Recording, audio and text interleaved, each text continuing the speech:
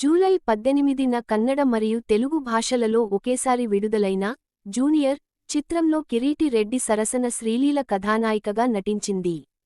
కిరీటి ఆకట్టుకునే నృత్య నైపుణ్యాలు మరియు వైరల్ అయిన వైరల్ వయ్యారి పాట అందరి దృష్టిని ఆకర్షిస్తున్నాయి.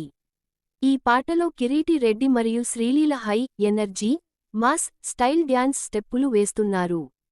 ముఖ్యంగా శ్రీలీల బోల్డ్ స్కిన్ షో మరియు అతిశయోక్తి హావభావాల కారణంగా ఆమె డ్యాన్స్ పెర్ఫార్మెన్స్ మిశ్రమ స్పందనలను పొందింది.